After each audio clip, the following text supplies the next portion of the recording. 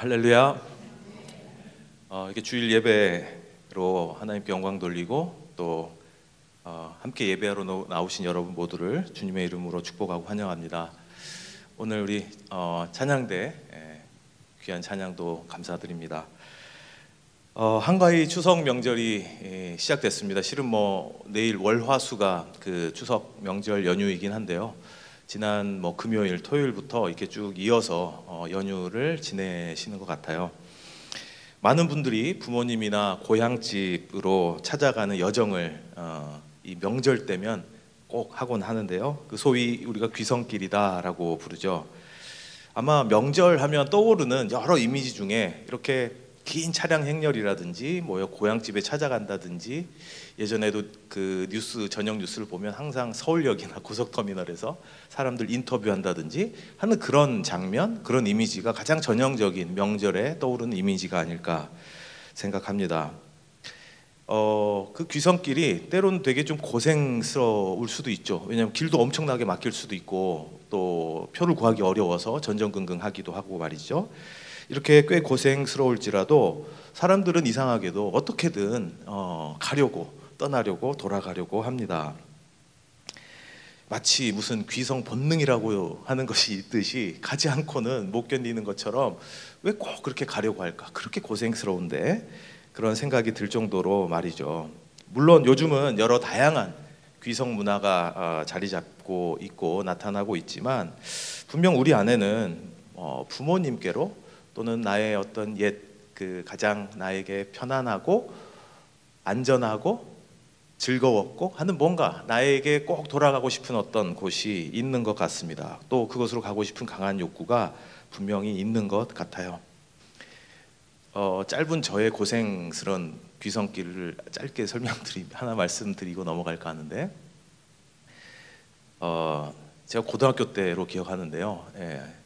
저희 아버지만 운전면허가 있었습니다. 그때 당시에 저희가 이제 5가족인데 저희 여동생 2이 있고요. 저희 부모님, 엄마, 아빠 이렇게 5이서 승용차를 꽉 태워서 타고 저희 지금 다 이제 돌아가셨지만 당시에 저희 이제 할머니, 할아버지가 계신 곳은 어디였냐면 땅끝마을 들어보셨어요? 전라남도 해남 땅끝마을. 거기 이제 방학 때면 저는 초중학교 때는 꽤 거기서 한 몇 주 이상, 한 달 가까이 살기도 하고 해서 저한테 굉장히 이제 가고 싶은 곳이긴 했는데, 명절은 방학처럼 길진 않으니까 2박 3일 정도 안에서 다녀와야 되니까 꽤 힘든 길이었던 걸로 기억해요. 근데 그 중에 최악의 귀성길은 내려갈 때 말고 서울로 올라올 때 25시간 걸려서 올라온 적이 있습니다. 25시간. 여러분 상상이 안 되시죠? 오전 10시쯤 출발했어요, 할머니 댁에서. 그래서 오늘 밤쯤에 도착하겠지. 그럼 다음날 학교 가야 돼요. 근데 저는 집에 도착하자마자 바로 학교 갔던 기억이 있습니다. 이미 11시쯤 도착해가지고. 그리고 그 다음 명절부터 그 버스 전용 차선이라는 제도가 생겨납니다. 그 전에는 그런 게 없었어요. 버스 전용 차선, 대중교통으로 유인하는 그런 정책 자체가 없었는데, 아마 그때 그 해가 아무튼 그 연휴 기간에 그 사람들이 그때 몰릴 수밖에 없는 아무튼 그런 여러 가지가 조건이 맞아 떨어졌던 것 같아요. 그리고 게다가 당시에 이 전라남도 해남 땅끝마을에서 광주 거쳐서 이렇게 아무튼 소위 경부선으로 이렇게 올라오는, 그러니까 호남선 그 고속도로 외에는 거의 다른 옵션이 없이, 국도가 몇 개 있긴 하지만 교통이 잘 발달돼 있지 않았던 것 같아요. 그러다 보니까 그때 저희 아버지 하면 떠오르는 몇 가지 이미지가 있는데, 저희 아버지 제가 좀 20대 때 좀 일찍 돌아가셨거든요. 그래서 아버지 명절 때가 되면 그 이미지가 떠올리면서 보고 싶어져요. 그 아버지 어떤 모습이냐면 20몇 시간을 걸려서 오니까요, 너무 힘들어서 또는 화장실을 가야 돼서 고속도로 휴게소로 한번 빠지잖아요. 그거는 실은 엄청난 결단을 해야 됩니다. 왜냐하면 빠지는데 1시간 걸리고요, 합류하는데 1시간 걸려요. 그러니까 차마 고속도로 휴게소에 갈 수가 없는 거예요. 그래서 근데 이제 운전을 하실 수 있는 분이 저희 아버지밖에 없었기 때문에 20몇 시간을 중간에 잠깐 쉬기도 하긴 했지만 거의 운전을 계속 하신 거 아니겠어요? 그래서 보조석에 아버지를 주무시지 않게 하기 위해서 어머니랑 저랑 교대로 타면서 말도 시키고 뭐 먹을 거 드릴까요? 물 드릴까요? 껌 씹으실래요? 막 이러면서 이제 가는 거예요. 그런데 저도 이제 깜빡 잠이 좋은 거죠. 하다가 눈을 딱 떴는데 차가 이쪽으로 이렇게 기울어서 가는 거예요. 그래서 봤더니 졸고 계신 거죠. 이렇게 하면서 핸들이 기울어지니까, 물론 계속 막히니까 고속으로 가는 상태는 아니었으니까 뭐 큰 사고 날 위험은 없었지만 뭐 추돌 사고는 얼마든지 일어날 위험이 있었죠. 옆으로 이렇게 해서 제가 아빠 그러면 너무 놀라실까 봐 아빠 졸리세요? 이렇게 살짝 얘기하니까 아니 이러면서 계속 가시는 거예요. 그러니까 저는 그 당시에는 뭐 그게 아유 우리 아버지 너무 고생했겠다. 그리고 그 이미지, 그리고 나중에 집에 와서 보니까 저희 아버지 허벅지에 피멍이 들어있는 거예요. 왜 피멍이 들어있을까요? 너무 졸리니까 막 꼬집은 거야. 운전을 안 할 수는 없고 어디 휴게소 들어가서 쉴 수도 없고. 예. 그러니까 저한테는 그 저희 아버지의 명절 때면 떠오르는 그 이미지, 그 에피소드가 미소도 지어지지만 참 우리 아빠 보고 싶다 하는 그런 그리움도 동시에 생기는 그런 이미지입니다. 그러니까 저는 귀성길 하면 그 제가 아마 고등학교 3학년 때 정도로 기억하는데 그 에피소드가 딱 떠오르고, 그 많은 시간 고생을 하는 걸 거쳐서라도 왜 이렇게 사람들이 귀성길에 오르고 부모님을 찾아뵈려고 하고 고향집에 가려고 하고 하늘까 하는 그런 생각들 당시에도 참 많이 했던 것 같습니다. 아무튼 우리는 부모님을 만나고 싶어서 가족들을 뵈러 고향집에 가기 위해 귀성길에 오르죠. 이 명절 때 우리가 딱 떠오르는 이미지입니다. 이와 관련해서 오늘 본문 말씀 묵상하고 또 이런 거 관련한 부모님에게 우리는 어떤 존재일까, 우리는 부모님은 우리에게 어떤 존재일까, 뭐 이런 생각들을 자연스럽게 저의 경우에는 많이 하게 되다 보니까 오늘 말씀 중에 나누고 싶은 이야기가 하나 떠올랐습니다. 그건 바로 아동 심리학자인 마가렛 말러라고 하는 분이 소개한 하나의 개념, 이론이 있는데요. 거기 아주 재미있는 개념이 하나 있습니다. 보통 돌 전후 한 12개월 아이들이 태어나서 이 아동 심리학자의 관찰 그리고 부모와의 상호작용을 잘 연구해 보니까 돌 정도, 12개월 정도 이렇게 된 아이들과 엄마와의 관계에서 나타나는 아주 특징적인 모습이에요. 아주 관계적인 양상에서 이전에 없던, 그리고 이후에도 점차 사라지는 아주 특징적인 모습이 나타난다고 하는데, 12개월 전후의 아동의 특징은 뭐냐면요, 보통 그 전에 아주 영아 시기에는 혼자 움직일 수 있는 게 매우 제한적이에요.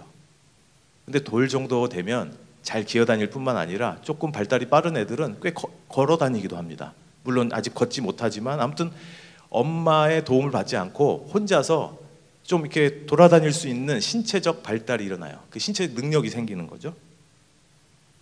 그리고 이 내면의 자아라고 할까요? 나라고 하는 의식이 굉장히 팽창되게 되는 시기입니다. 실제적으로 그 전에는 엄마와 나는 한 몸인가? 엄마랑 나랑 붙어 있나? 뭐 이런 약간은 무의식적인 그 소위 자아 개념이 약했다고 한다면, 신체적 발달, 엄마랑 분리될 수 있는 능력이 생기면서 아, 나는 나고 나와 엄마는 개별적인 존재구나 라고 하는 의식이 생기면서 그럼 나라고 하는 자아 의식이 활성화된다는 거죠. 확대된다는 것입니다. 그러다 보니까 이때는 스스로 하고 싶다, 내가 하고 싶다 라고 하는 욕구가 굉장히 강해지기 시작하는 시기예요. 그래서 아이들이 이 이후로는 뭐 엄마가 도와주려고 그래도 자기가 막 하려고 고집부리기도 하고 자기 주장이 굉장히 강해지죠. 그런데 이때 또 나타나는 또 굉장히 아이들의 그 특징 중에 하나는, 그 전에는 엄마의 품에 항상 안겨 있다가 혼자 움직일 수 있게 되니까 세상에 눈을 뜨기 시작해요. 그래서 탐험을 좋아하게 됩니다. 별거 아닌 것 같지만 여러분 그 엎드려서 세상을 한번 봐보세요. 엎드려서 바닥에 엎드려서 이렇게 세상을 보면 그 시야가 느낌이 있습니다. 그러고 있다가 여러분 이렇게 무릎으로 일어나서 한 아이들 선 높이 정도에서 이렇게 한번 그 방 안이나 거실이나 아이 방이나 둘러보세요. 시야가 완전 달라요. 그러니까 아이들은 기어만 다니다가 잡고 일어나게 된다든지 일어나서 막 걸어 다닌다든지 하는 것이 엄청난 경험인 거예요. 그리고 너무너무 신기하고, 그 전에는 엄마가 손가락질하면 하면 엄마가 갖다 줬던 것도 내가 가가지고 집을 수도 있고, 그때 엄마는 주로 어떻게 반응하냐면 엄청난 칭찬을 해줘요. 혼자 해냈다고 말이죠. 여러분 첫 걸음마 이렇게 첫 발을 뗄 때 그 엄마나 아빠나 가족들이 뭐 요즘은 영상으로 남겨놓기도 하고 막 축하해주기도 하고 엄청난 순간이라고 다들 여기고 축하해주지 않습니까? 그런데 그러니까 아이들은 여기에 이제 신이 나가지고 엄마랑 같이 있기보다는 뭔가 탐험하는 것을 즐기게 돼요. 그래서 막 돌아다니고 뭐 만져보고 이렇게 떨어뜨렸는데 소리가 나면 혼자 막 좋아하고 하다가 갑자기 아이들이 어떤 반응이 나타나냐면요, 갑자기 불안해집니다.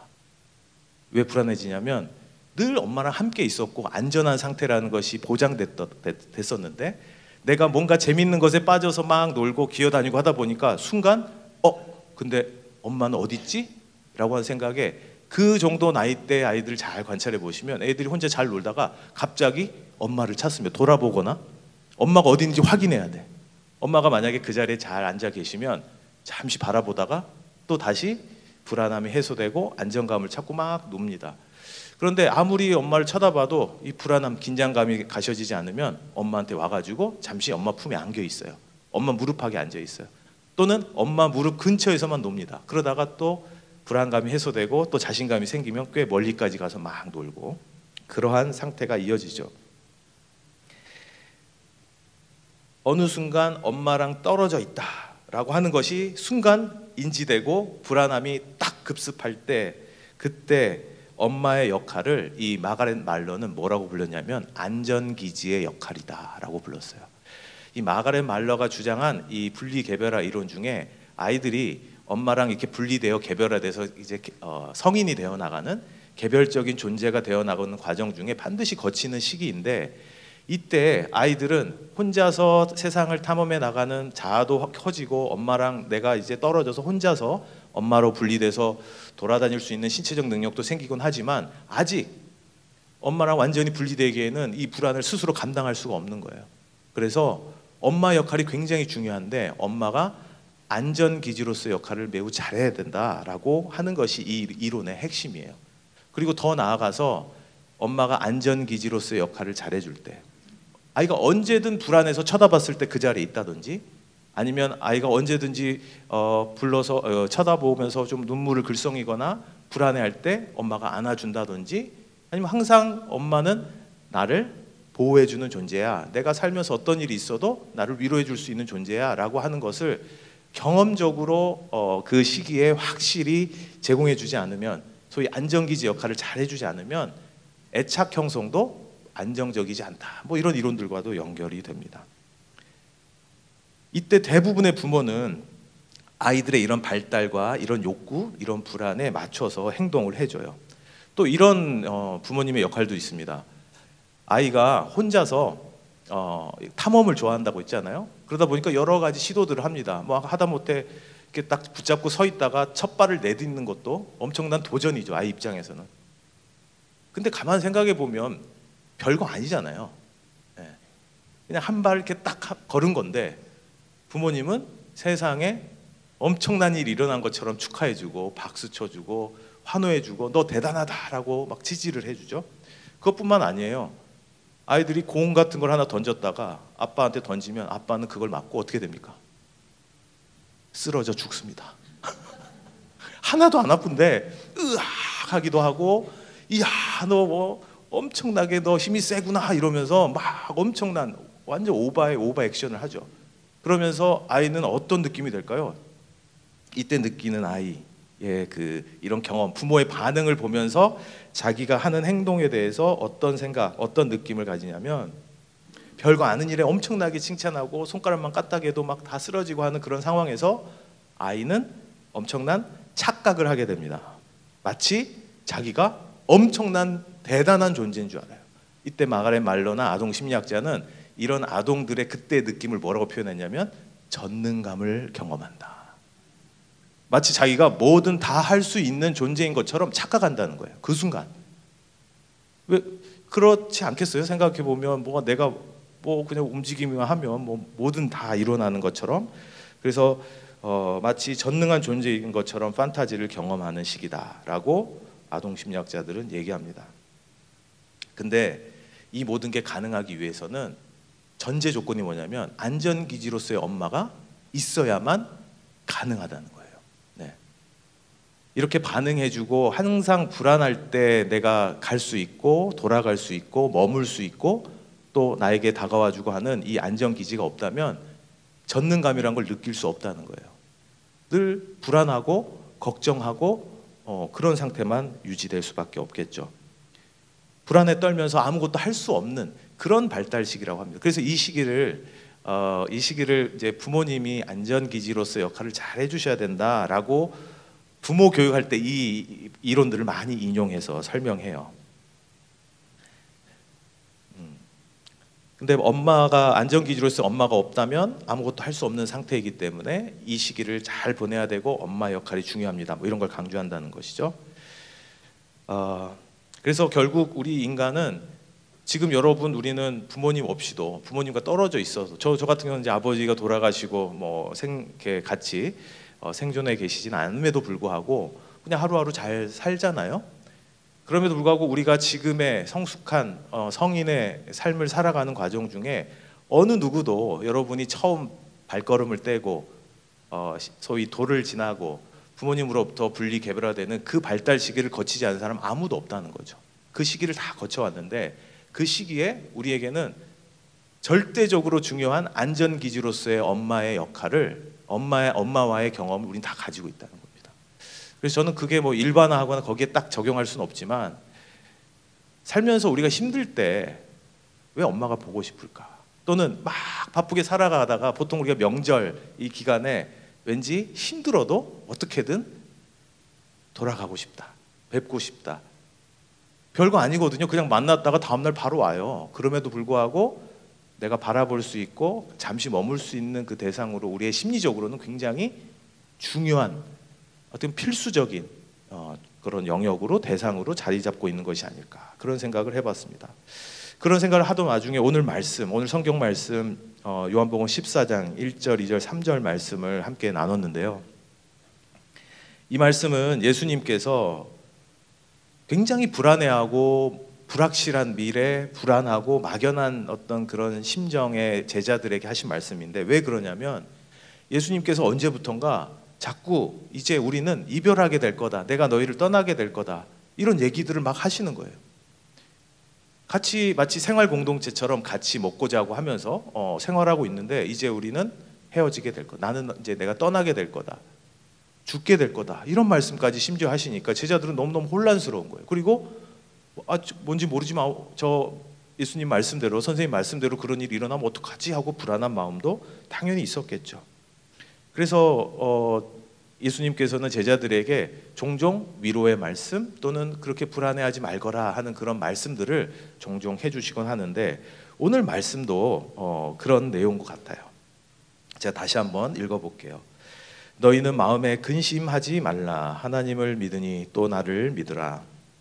내 아버지 집에 거할 곳이 많도다. 그렇지 않으면 너희에게 일렀으리라. 내가 너희를 위하여 거처를 예비하러 가노니 가서 너희를 위하여 거처를 예비하면 내가 다시 와서 너희를 내게로 영접하여 나 있는 곳에 너희도 있게 하리라. 아멘. 근심하지 말라. 하나님을 믿고 또 나를 믿어라. 이런 말씀을 이제 주시는데요. 이 말씀은 마치 우리가 살면서 근심, 걱정, 불안에 사로잡혀 있는 우리들에게 하시는 예수님의 말씀처럼 이해되어졌습니다.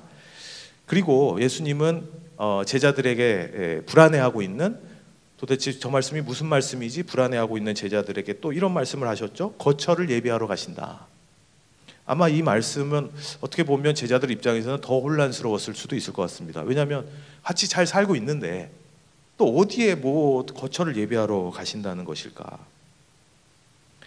우리가 지금 함께 생활하고 잘 살고 있는데 또 무슨 거처를 마련한다는 것일까? 잘 이해가 되지 않았을 수 있을 것입니다. 저는 오늘 이 말씀의 어떤 그 맥락적이고 당시 역사적인 내용보다는 예수님께서 우리를 위해 거처를 예비하신다. 이 말씀을 깊이 묵상하면서 제가 아까 말씀드렸던 우리가 살면서 때때로 잊고 지내거나 마치 내가 잘나서 내가 모든 것을 할 수 있는 것처럼 살아간다 하더라도 결국은 우리에게 필수적으로 존재한 안전기지와 함께 이 말씀을 적용해 보고 싶은 생각이 들었습니다. 예수님께서 이렇게 말씀하십니다. 내 아버지의 집에 있을 곳이 많다. 나는 너희가 있는 곳을 마련하러 간다. 내가 가서 너희가 있을 곳을 마련하면 다시 와서 너희를 나에게 데려간다.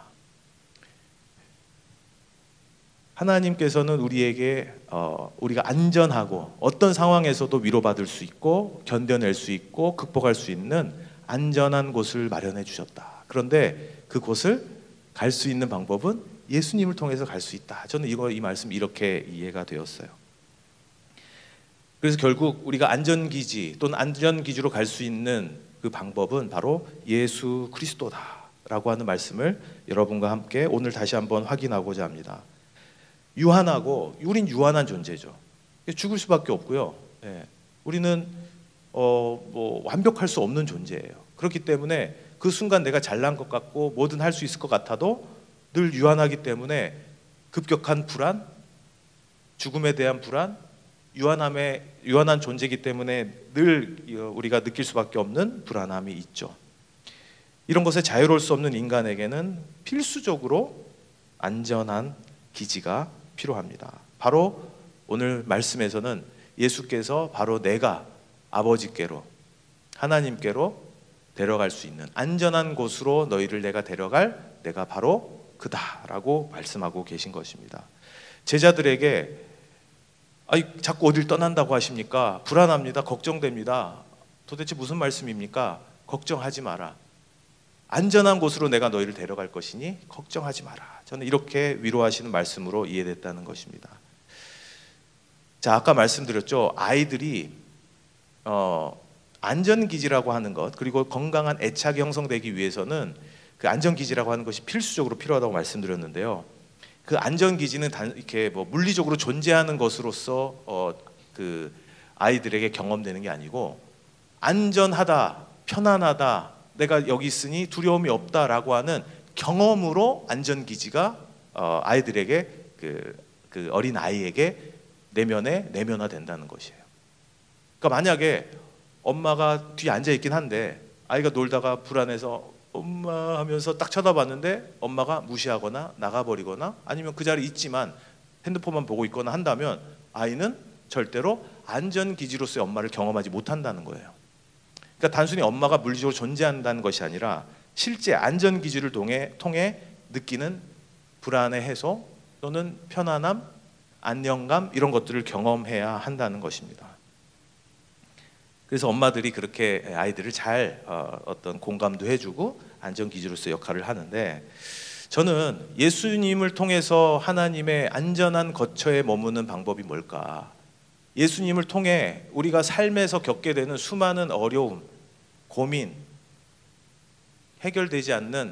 당장 해결되지 않아서 늘 기도하지만 그 기도 가운데 아직 그 기도의 응답이 오지 않아서 갈급한 심정으로 늘 마음에 불안함이 있는 그런 상태에서, 그럼에도 불구하고 내가 안전하다라고 느낄 수 있는, 경험할 수 있는 그런 방법이 뭘까? 바로 저는 교회 공동체 모임이 우리가 그런 예수님을 통한 안전기지로 우리가 안전기지를 경험할 수 있는 통로가 아닐까 생각합니다. 교회 공동체 모임을 통해서, 예배를 통해서, 하나님과의 진솔한 기도의 고백을 통해서, 뜨거운 찬양을 통해서 여러분이 평안을 경험하시잖아요. 이거는 어떻게 가르쳐 줄 수가 없어요. 너무너무 불안하잖아요. 여러분 안전기지에 지금 나와 계신 거 여러분 축하드립니다.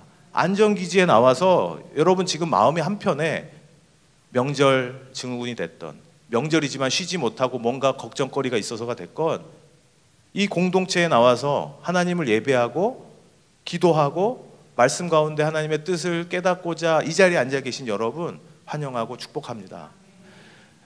우리가 그곳에 머물 때 우리는 우리의 불안함을, 우리의 걱정들을 해소할 수 있다고 저는 믿습니다. 내가 정말 잘나서 내가 다 할 수 있을 것 같아서 도전했지만 그러다가 우리는 쉽게 넘어지게 되죠. 아까 말씀 드린 아이의 경험들 중에 아이가 대부분 의기양양해서 전능감을 느끼고 하다가 꼭 끝에는 어떻게 되면 울고 끝나요. 꼭 어디 부딪히거나 넘어져가지고 엄마 하고 결국은 엄마를 찾습니다. 그때 돌아갈 안전기지, 우리의 안전기지는 어디입니까? 창조주이시고 하늘 아버지 되시는 하나님의 눈에 우리는 그저 이런 어린아이 같지 않을까요? 때로는 혼자서도 잘해요 라고 외치면서, 때로는 하나님 보실 때도 칭찬받을 만한 일을 나는 하고 있어 라고 스스로 자부하면서 씩씩한 모습으로 살아갈 때도 있을 것입니다. 하지만 우리는 대부분의 삶에서 별거 아닌 일에, 하나님 보실 때 별거 아닌 일에, 엄마 아빠가 볼 때는 별거 아닌 일에 넘어져서 울고 있는 어린아이 같은 그런 모습일 수도 있을 것입니다. 무릎을 붙잡고 엉엉 울고 있는 모습, 이런 모습이 저와 여러분의 모습은 아닐까. 추석 명절에 모두가 부모님을 기억하고 부모님을 찾아가는 이 시기에 우리의 영적 부모이신 우리 하나님을, 우리를 창조하신 하나님을, 이 우주를 주관하고 운영하시는 하나님을 우리는 기억해야겠습니다.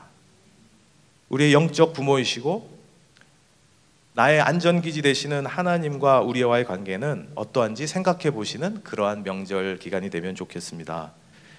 우리에게는 언제든지 어떤 상황에서도 돌아갈 안전기지가 있다는 거 여러분 꼭 기억하시기 바랍니다. 우리는 넘어질까 두렵고 불안할 때도 있고, 이미 넘어져서 깨진 무릎을 부여잡고 울고 있는, 주저앉아 있는 그러한 삶을 살아가고 있지만, 우리를 격려하고 위로해 주시고 치료해 주실 안전기지가 있다는 것을 여러분 꼭 기억하시기 바랍니다. 바로 우리 주 예수 그리스도를 통한 하나님의 품입니다. 힘들고 어려울 때, 힘들고 어려울수록 25시간이 걸려도 귀성길을 가는 그러한 모습이 결국은 힘들었지만 내 안에 편안함과 그리움의 해소와 명절 기간을 그래도 잘 보냈다는 만족감이 들게 하는 것처럼, 힘들면 힘들수록 예수 그리스도를 통해 하나님 품 안에 거하십시오. 힘들어서 교회 가고 싶지 않은 생각 들 수 있어요. 내가 기도한들 무슨 소용이 있어, 내가 이렇게 오랫동안 기도했는데 아무런 응답이 없잖아. 그럴 때도 있죠. 그럼에도 불구하고 여러분, 어떻게든 때로는 고생스럽거나 때로는 번거롭거나 때로는 내키지 않을지 몰라도 예수 그리스도를 통한 하나님의 거처에, 하나님의 품에, 하나님의 그 안전기지에 머무는 것은 우리에게는 더 성숙한 그리스도인이 되는 데 있어서 필수적인 단계라고 믿습니다. 마치 내가 모든 것을 하고 할 수 있는 것처럼 의기양양할 때, 마치 내가 전능한 것처럼 느껴질 때, 내 자아가 팽창되고 하나님은 마치 필요 없는 것처럼 느껴질 때, 모든 일이 잘 될 것 같을 때도 여러분 부디 기억하시기 바랍니다. 그 뒤에는 우리를 바라보고 계시는, 은혜로 우리와 함께하고 계시는 그 하나님의 은혜의 보호하심이 있었다는 것을 늘 잊지 마시기 바랍니다. 잘 될 때도, 모든 일이 술술 풀릴 때도 하나님께 감사할 수 있는 그 그리스도인은 아마 가장 성숙한 그리스도인이 아닐까 싶어요. 그러기 쉽지 않거든요. 하지만 당부드립니다. 힘들 때는 힘들어도 무조건 하나님 품에 머무셔야 되고요. 거기에 구원이 있습니다. 거기에 여러분의 그 안전이 보장됩니다. 잘 될 때도 그 모든 것이 하나님의 은혜임을 절대 잊지 않는 성숙한 그리스도인이 되시기를 주님의 이름으로 축복합니다. 이번 추석 명절이 바로 그 은혜를 고백하는 시간이 되시기 바랍니다. 아멘.